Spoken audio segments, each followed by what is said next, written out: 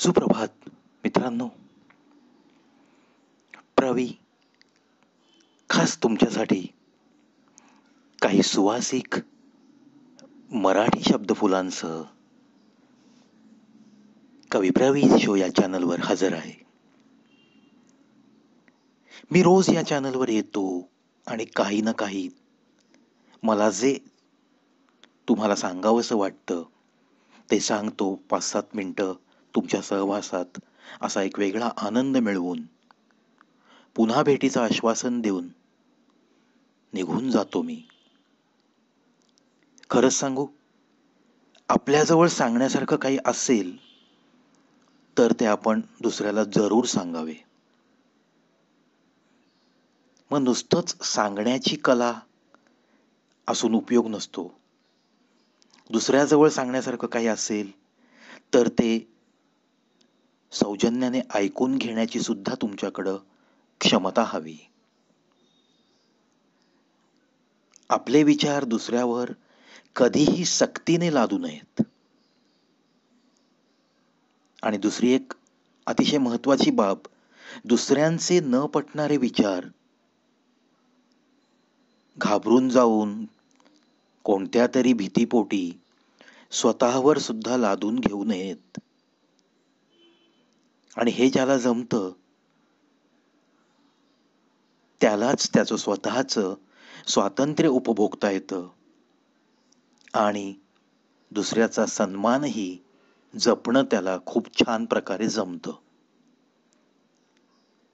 आणि हे जमवण्याचा प्रयत्न आयुष्यभर आपला चालू असतो, चालू राहिला पाहिजे या मताचा मी आहे. आणि म्हणूनच हे रोजचं तुम्हाला येऊन भेटणं, जे ऐकवण्यासारखं आहे ते तुम्हाला ऐकवत राहणं. आपण भेटलात समोरासमोर, तुमचंही छान मला ऐकायला नक्की आवडेल. योग जरूर येऊ शकतो. आज तुम्हाला मी एक छान माझ्या वाचनात आलेली बाबा आमटेंची ही वाक्य आहेत, ती मला तुम्हाला अगदी आवर्जून सांगावीशी वाटतात.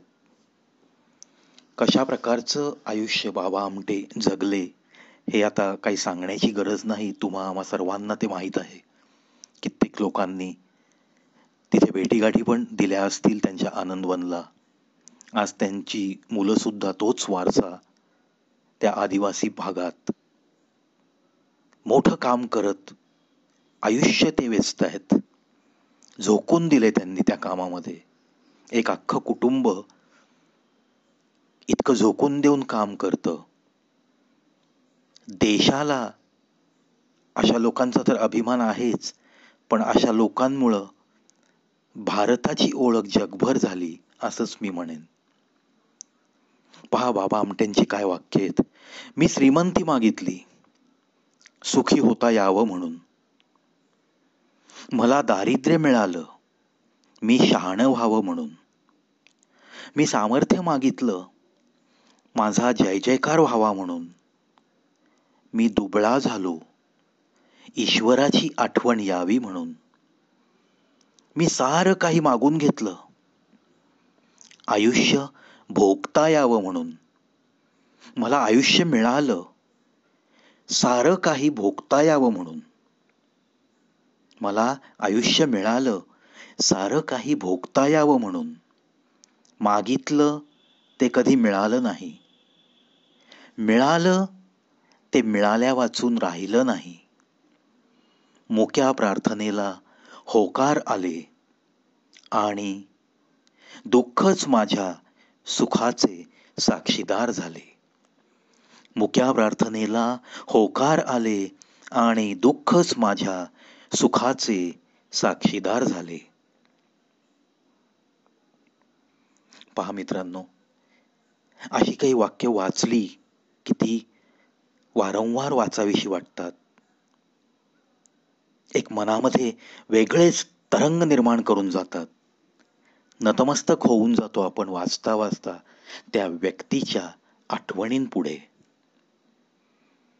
पूर्ण आमटे कुटुंबियांपुढे मी नतमस्तक आहे. त्यांच्या सेवेला त्रिवार प्रणाम करतो. आणि मित्रांनो, तुमचं आणि आमचं साऱ्यांचं दैवत म्हणजे आपली आई. या आईच्या विषयी किती बोलावं? ते असं काही थोडं थोडकं बोलून संपणार? तो काही संपणारा विषय आहे? पण चला ना, बोलता बोलता काहीतरी छानसं तिच्या विषयी पण बोलू. आई, वर्तमानाला भविष्याचे क्षितिज दाखविणारा जीवनसागरातला दीपस्तंभ म्हणजेच आई. प्रेमस्वरूपी वात्सल्यमूर्ती, संस्कारदायी विश्वरूपी असते ती फक्त आई. स्वाभिमान शिकवते, परिस्थितीशी मुकाबला करण्याचे बळ देते ती आईच असते. फुलांची कोमलता, प्रेम, माया, ममता, करुणा म्हणजेच आई. मोह, मत्सर, क्रोध, अहंकार जिच्या ठाई कधीही नाही, ती असते फक्त आई. तुमच्या दुःखात जिचे मन चिंब होते, तुमच्या भल्यासाठी शेवटच्या श्वासापर्यंत जी प्रार्थना करते, आराधना करते, प्रसंगी तुमच्या भल्यासाठी नवस बोलते, तुमच्या यशानंतर जिच्या डोळ्यात वेगळीच चमक असते, ती फक्त आईच असते. तुम्ही बाहेरून घराकडे एका अनामिक ओढीने परतत असता, ती ओढ म्हणजेच आई असते. तुम्ही घरी गेल्यावर काहीही न बोलता जिचे डोळे सांगतात तुझीच वाट पाहत होते, ते डोळे असतात फक्त आईचे.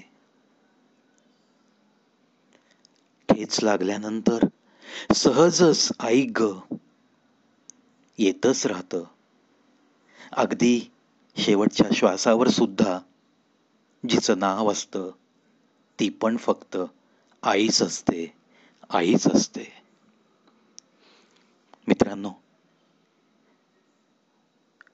तुम्हा सर्वांच्या मातोश्रींना हा प्रवी खूप मनपूर्वक इथूनच नमन करतो आणि सर्वांना जास्तीत जास्त हे मातृसुख लाभावं याच अपेक्षेसह आजच्या दिवसापुरता मी पुन्हा परत जात आहे.